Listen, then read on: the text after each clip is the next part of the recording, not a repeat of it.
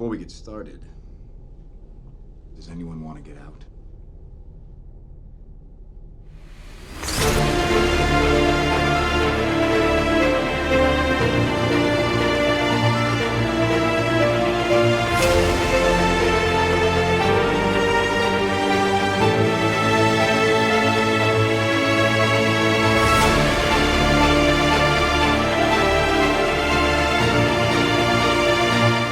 Hello, everybody. Welcome to this week's episode of Comix-Watch.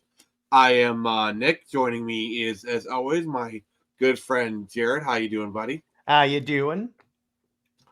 I'm doing pretty good. So let's just kind of jump right into. We're here talking about Robins, why we love them, and our favorites. So Jared, why do you think Batman needs a Robin? Well, because for one thing, it kind of shows him that he doesn't have to be so intense in order to be a good crime fighter, as in the case of Dick Grayson. It also Mm-hmm. gives him an example of progress he has made in Gotham, because there have been plenty of stories where Batman is like, am I having a positive effect, because Gotham just keeps getting worse? And then Alfred always goes, well, look at Master Grayson. He went through a very similar experience, and look how he turned out. Well, let's start there. You gave us a perfect segue, buddy. So let's just kind of start there. So Dick Grayson is the first Robin, and Jared, if you could pull up some pictures that I sent gotcha. you. Yes, you always do. And so yeah, Dick Grayson was the first Robin, and he's also considered like Batman's greatest success. Yes, that's what I was referring to. Yes, that was you were referring to that. It was really great, and so yeah, and he's kind of like he was the one who appeared in the 40s, and then like you got replaced in the 80s. He's kind of the longest serving Robin, and when you think of Robin, he's kind of like usually the first one you go to, though. I'd say more nowadays. He's more well known for his other alter ego, Nightwing. Yeah, a little bit more. I mean, let me put it this way. Anyone that doesn't read the comic books, in other words, someone that only watched like the Adam West show, would of course think of him as Robin, because he was the Robin at that point. Yeah, and like most adaptations, when they have Robin, the first one they go to is Dick Grayson. Though nowadays, I feel like most adaptations, they might go straight to Damian Wayne because it's kind of easier. Maybe, I don't know. Probably, I would imagine so, because, well, I mean, particularly if they want to have the Batman be established, because it's like Grayson is good for like a Batman that's just starting out, or like early in his career. Like I'm convinced that if they do them, that if they bring in Robin into the Matt Reeves movies, it's gonna be this version of Robin. Yeah, we've talked about that, and personally, like Nightwing is my favorite superhero. Just kind of like his parallels of like wanting to be his own man and all that, like really good stuff. Thank you, Jared. You're awesome. No problem. And yeah. So going from the highest of highs, let's just kind of jump to the lowest of lows. Shall we? Next up, we have Jason Todd, who, yeah, he's got a bit of. He had a very complicated history with a crowbar. Yeah, so I always refer to Jason as the rebound Robin. Mm-hmm. It's kind of what he was, and he's the Robin that like the fan base voted to kill, not really because someone gained the whole voting system, but really is the one that like the fans voted to kill.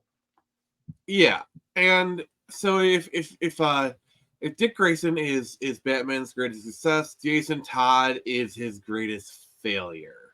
To a degree, I mean, yeah, in terms of like dying and then coming back as like a gun-toting character, yeah, he is the failure, but they have been putting a lot of efforts to make Jason more of an integral member of the Bat family, and arguably has a potential for like redemption. True, but I'm just talking about like as Robins. You True. know, like Oh yeah. As Robins, yeah. yeah, because just in the context of being Robins, because like Dick Grayson being his greatest success is in the context of like raising a boy, getting him right, and just showing that the whole Robin system does work, but also the Jason Todd shows it's kind of failings. And this was also the incident of when Jason died. That's also what kind of gave me the idea that Batman needs a Robin, because I had read that was my first time reading A Death in the Family, and one of the points that Tim makes when he shows up, more on Tim Drake later, is Yeah. that Batman needs a Robin to keep him like grounded and centered. Yeah, well, we'll touch more upon that when we get to like Tim Drake's, and they did a really good job of making Jason different, because like Jason was more like headstrong and kind of charge into stuff, which did really rub fans the wrong way. And in a lot of his depictions, he's kind of like the punk rock to Dick Grayson's establishment, if you get what I'm trying to say.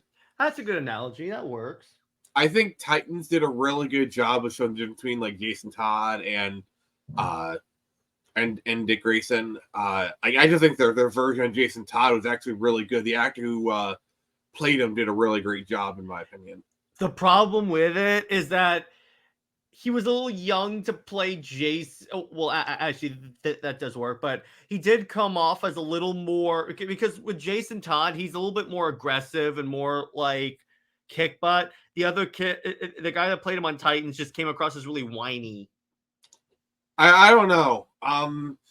There's some really great moments in Titans. Like, probably my two favorites is where he's like standing on top of the tower and he's about to jump, and the other one is when Rose reveals like her duplicity. It's like you can just see his heart breaking. That's true. I don't know. I think the actor who plays him is a lot better actor than we kind of give him credit for. Although I will say, I liked him more as Red Hood as opposed to Jason Todd Robin. I will say that. I don't know. Like, I feel like as a rebound Robin, they really did. I don't know. It's just Titans did a lot of good stuff. Like you can. They did 100%. For one thing, I actually enjoy that show a lot. Yeah, we should probably do a rewatch of that at some point. I think I'm down. I love that show. We'll put it on the list. So yeah, obviously he is a Robin that gets killed, but he is a Robin that comes back, like a phoenix.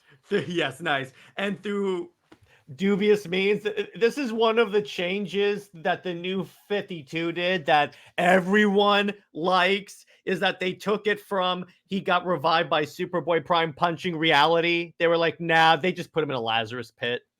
Which honestly, I think makes a lot more sense given like the story, like and given the world already set up with Batman, because he has a close relationship with Ra's al Ghul. It would make sense if and this is also one of the things the Under the Red Hood movie did really well, is it showed that like Ra's was so like distraught because in the movie he had hired Jason, the Joker, to distract Batman and Robin. He didn't know that the Joker was going to kill Robin. Yeah, which to be fair, Ra's was nowhere in the original Death in the Family, but kind of inserting him into it, which first off makes sense. Yes, because like Europe and whatnot, and his respect for Batman.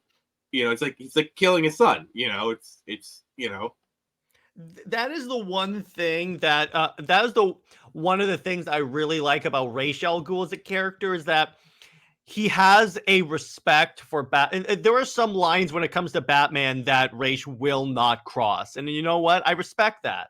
Yeah, I think that. Yeah, I'm with you. The whole dynamic, like he calls him detective. It's like in Under the Red Hood, like he sneaks into the compound, beats up some goons, and as soon as he gets to Ra's al Ghul, he's like, "T detective," and I've always thought that Ra's kind of saw Batman as like a surrogate son. Obviously, was also saw him as a possible heir, but that's That's one of the things in my head canon that kind of explains that deep respect, because it's not just like, oh, you're an enemy, I respect you. It's like Batman and Joker to a certain degree have a certain amount of respect for each other, but it's nothing like Ra's and Batman. Side tangent, they tried really hard to duplicate this in Arrow, and I think it didn't You work. can't do it because Oliver does not have the history with Ra's that Batman does. Yeah, the problem with the Arrow one is like, oh, he survived, thus he must be my heir, and he's just like obsessive over, and it just couldn't come across right. And it just told me even more that like they wanted to make a Batman show, but they only had access to Green Arrow. Yeah. Which, if they did a Batman show like that would have been cool. Yeah. I mean, that's a whole entire different conversation.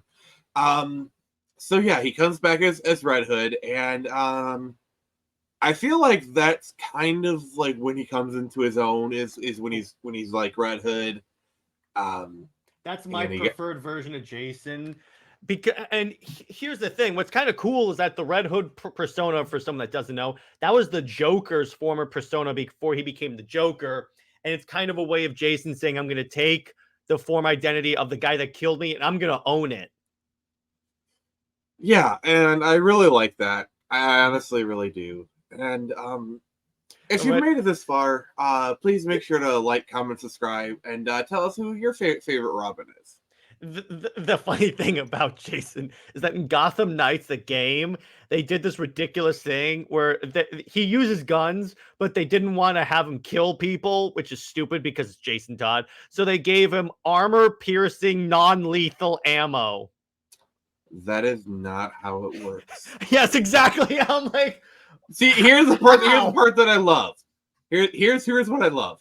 Like, if he was shooting rubber bullets, then okay, maybe they could have gotten away with it.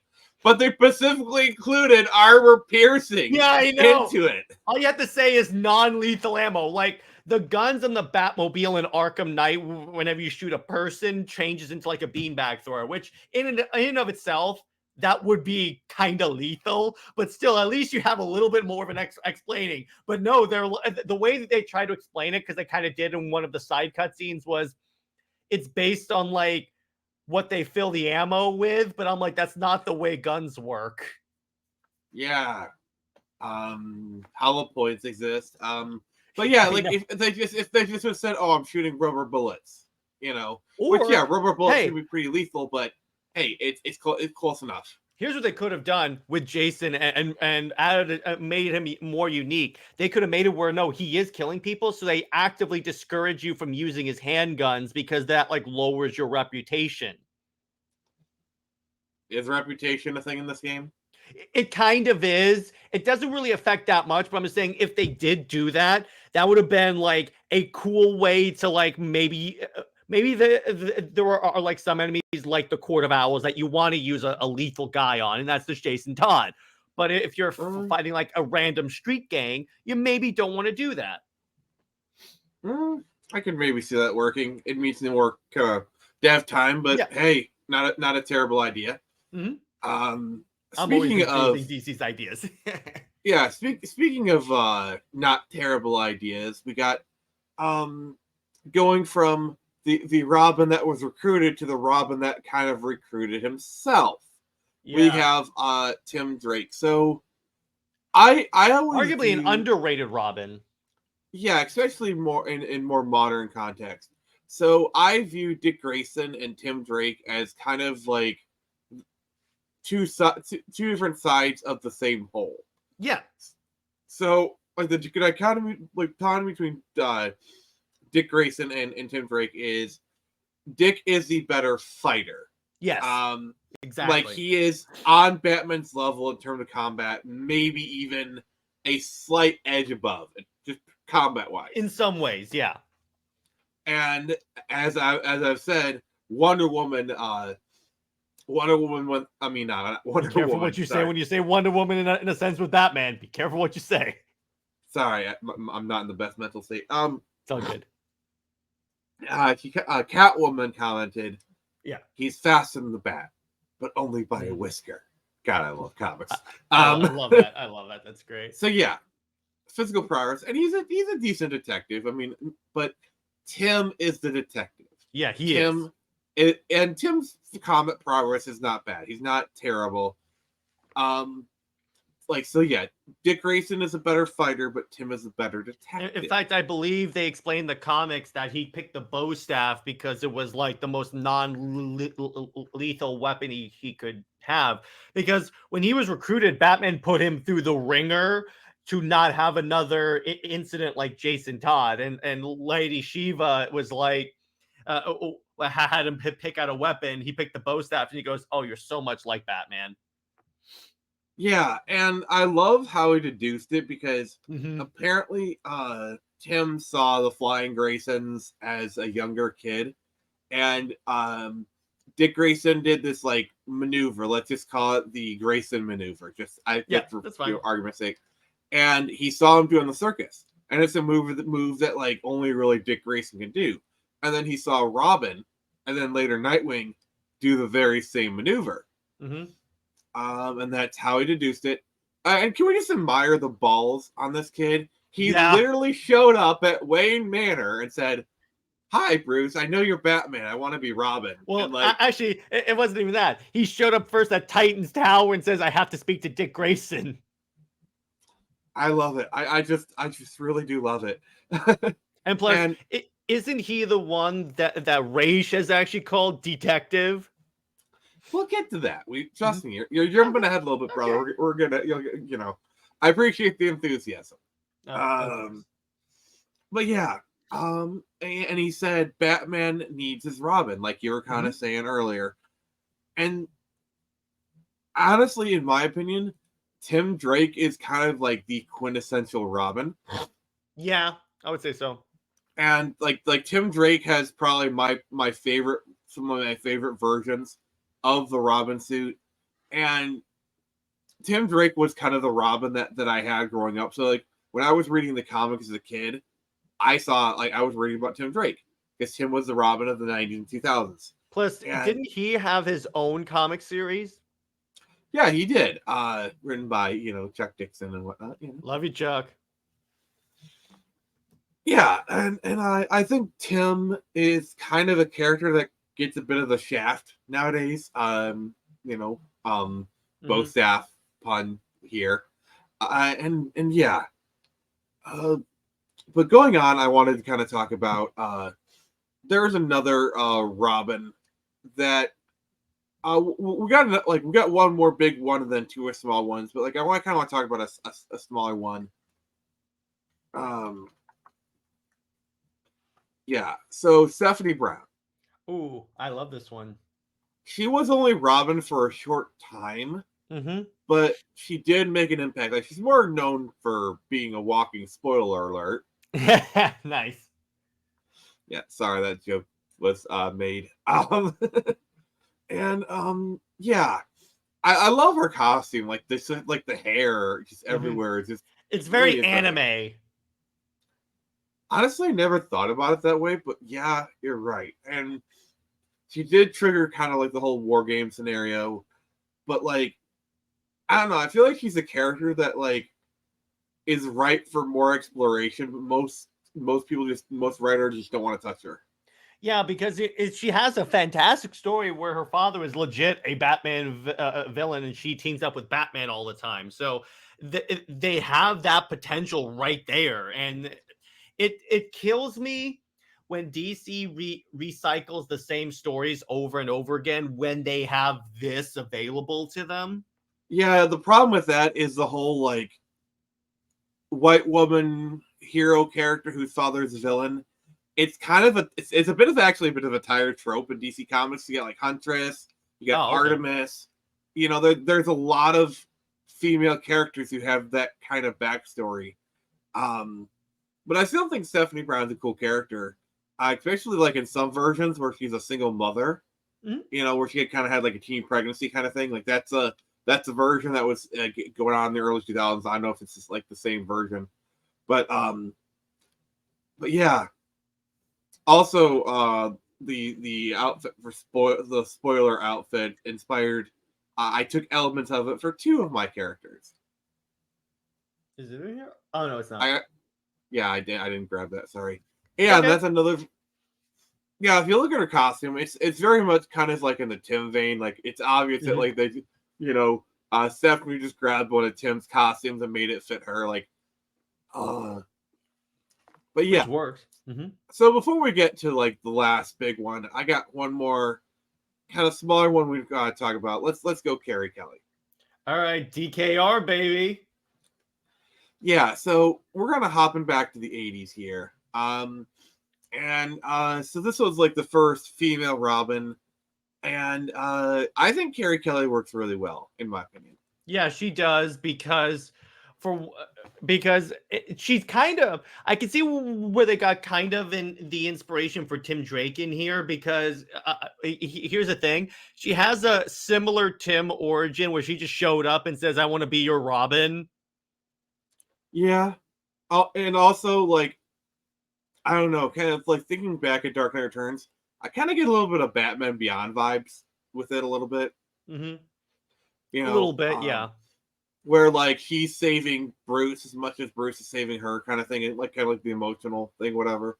Well, yeah, because even she first meets Bruce because he gets his ass kicked by the mutant leader, and then she helps get him in the Batmobile. One thing I've always been surprised about is they never brought her into main continuity. Like I know they've tried a couple of times, but like they've never actually made her a character in main continuity, which I actually found really weird. Titans Messenger. Titans gave her a shot. I think that was more of an Easter egg. It was an Easter egg, but it still counts. But yeah, I think it's because she works for an older Batman, and when you already have first off, you already have two guys that have the Robin mantle or a variation thereof. We're going to talk about one in a second.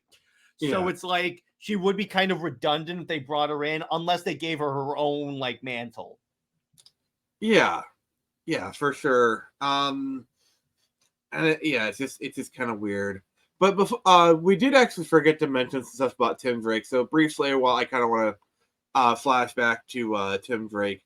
So, like most Robins, you eventually kind of graduate and kind of get your own identity. And I really like the Red Robin suit. Now, what's crazy is what I love about his initial design.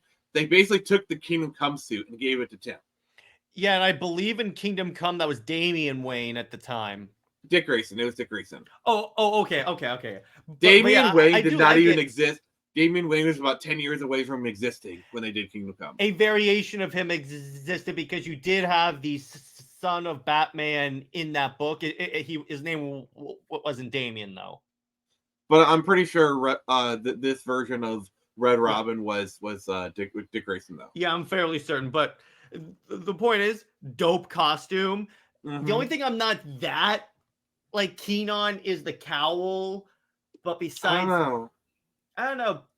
I do like the cross strap logo he's got there. I think it looks really, really cool and unique. Yeah, it's basically like, what if we took the idea of Robin and we Batmanified it? Yeah, like, this is like a Batmanified version of Robin, and I do like it. Yeah, it looks great. I'm surprised this wasn't a skin in any of the Arkham games.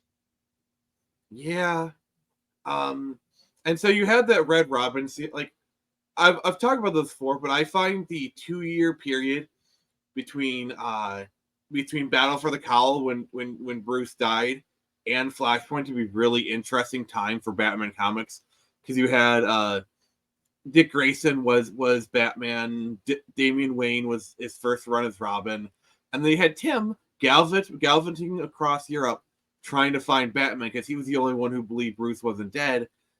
And like you said with Jared, he messes with Ra's al Ghul, and at one point he calls him detective, which for him to call Tim detective is a huge mark of respect. Yeah, it's huge. And here's the thing, and we briefly talked about it when we started talking about Tim. He has all these great feats that he has earned, but DC doesn't do enough with him as a character. And we've talked about this in previous episodes about like the problem with Tim. he's a bit superfluous. Like, he doesn't really have kind of his own place in the Bat family. Like, Dick Grayson he's the golden child. He's the first one. Damian is literally the son. They like to pretend Stephanie Brown never became Robin. Tim doesn't really have a place. What's ironic is he's the awkward middle child of this whole thing.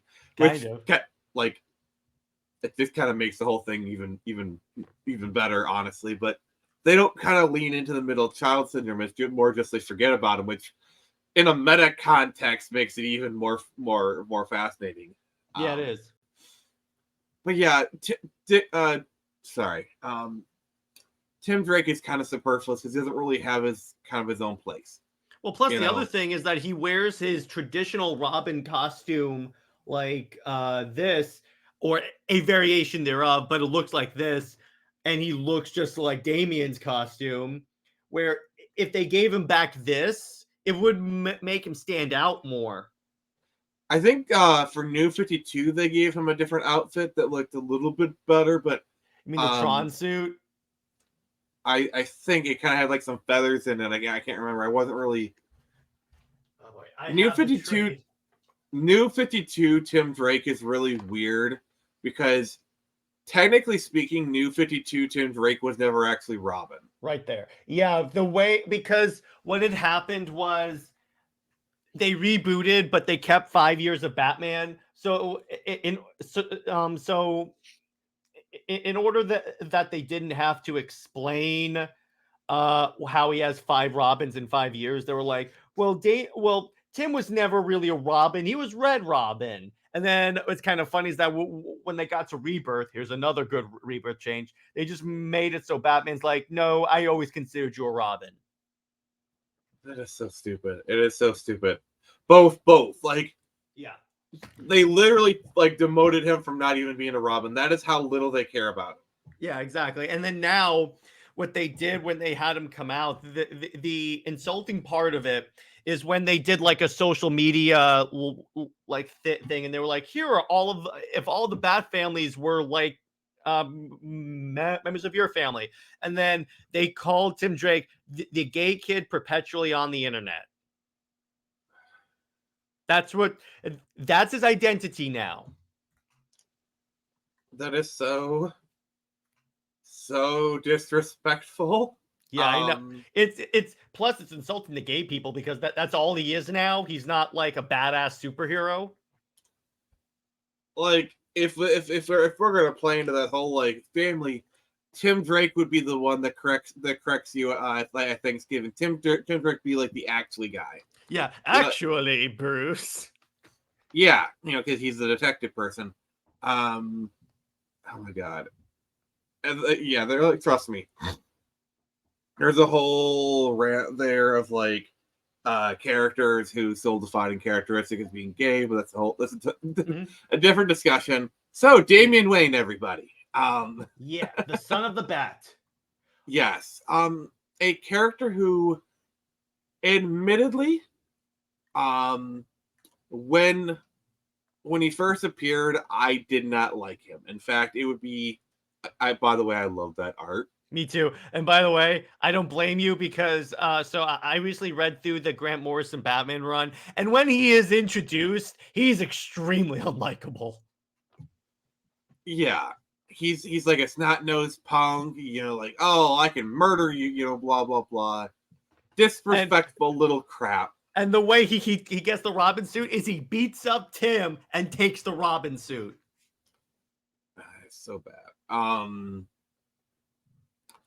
Yeah, and I love like the little bit in Red Robin where it's like he comes back at like because you gotta remember during the events of Battle for the Cowl, it was actually Tim who stepped up and became Batman first. And he got like really injured by actually Jason Todd in the prototype Arkham Knight suit. Sweet. Well, here's the other thing that we didn't that real quick that we didn't mention about Tim.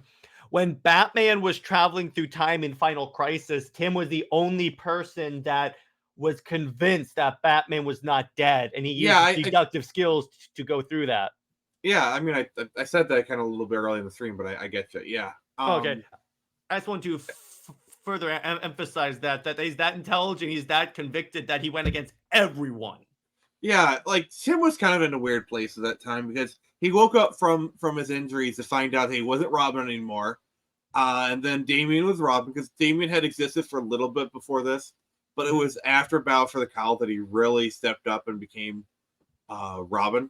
Mm-hmm. And so, like you wake up, he's like, oh wait, I'm not Robin anymore. Like, who am I? And like, Damian, of course, is being Damian. But here's the thing about Damian. It takes about 10 years, but he does actually get better. And a good like example of this is the Camus, because if you saw, like, he started off an annoying little asshole, but then when you get to, like, say, Apocalypse War, he's more of a full character. Yeah, and I do love a good character arc. I gotta admit. And so yeah, I feel like Damian's a good character. He's earned his place. I feel like nowadays Damian's kind of the quintessential Robin. I mean, he's the son of Batman. I kind of feel like his place as Robin is I think it's just he is a kind of the quintessential Robin now. Well, not only that, with James Gunn saying he's going to be the Robin, the Brave and the Bold movie, that's going to be even more solidified. Yeah. Whereas, because and see that's kind of the problem is like because with Tim, he just kind of forgot him because Dick Grayson can always fill the big brother slot, and that's fine. He's kind of like the adopted big brother golden child. Like the dynamics work really well. And it's like you could have Tim like. Because Jason is the F up. Jason is like the one is like he's the screw up that kind of thing. He's the problem child. Exactly. Whereas Tim doesn't really have anything that makes him stand out to a degree. Personally, I feel like DC should kind of play him up as like the middle child kind of thing. They do it inadvertently, but they haven't really leaned into it, in my opinion. And I think if they do lean into Tim being kind of like the awkward middle child, kind of stuck between two things, I think it could work really well. Yeah, it can. It can. So yeah, so let's answer the question: who is your favorite Robin, Jared? Now, it really depends. Robin, not character. But who's your favorite Robin? Not taking into account any other identities they have had? Yes. Who's your favorite Robin? Probably, I gotta say Tim Drake, because I gotta respect the kid for deducing who Batman and Nightwing were, which that itself is a feat. That is 100% like, because Batman is very protective of his identity, and he was able to like deduce this. Plus, he's the Robin that has really been there for Batman throughout most of like some of the most legendary Batman like stories ever, like Nightfall. And he's also the one that, yeah, he's not the best fighter, but he makes up for it in intelligence. And arguably it has been like estimated that he's a better detective than Batman himself. Yeah, like kind of how it's estimated that Dick Grayson could be like one-on-one. Dick Grayson actually has a shot at beating Batman hand-to-hand combat. Yeah, and here's the key thing. Tim earned those designations. It wasn't like some writer told us, "Oh no, Tim Drake is awesome." No, he went through some stuff to earn that slot. Yeah, most definitely. And this will be one of the rare instances where I actually agree with you, where Tim is my favorite Robin. And like he's the one that like I grew up with, and and just I don't know, I just feel like he's everything. He embodies all the Robin traits. Okay, so if I were to kind of split hairs here, Tim Drake is the quintessential classic Robin, whereas Damian is kind of like the quintessential modern Robin. Yep, that is true. It's a weird kind of designation, but I'm gonna go with it. So yeah, Jared, so where can people find you? You can find me at Comics League JT on YouTube. Actually, just Comics League on YouTube. Comics League JT on Twitter or X or whatever the hell that site is called right now. And you can find me at Comics League 2021 on Instagram, where I post about any type of comic book stuff or any of the episodes we put out. All right, and then for me, you can find me on Twitter. Just search Phoenix Press. YouTube, search the same. We got Friday Night Frenzy coming up. We're kind of been doing stuff we're excited for. It's gonna be really sweet. And then yeah. So thank you everyone for coming. And remember, I can only show you the door. You're in the to walk through it.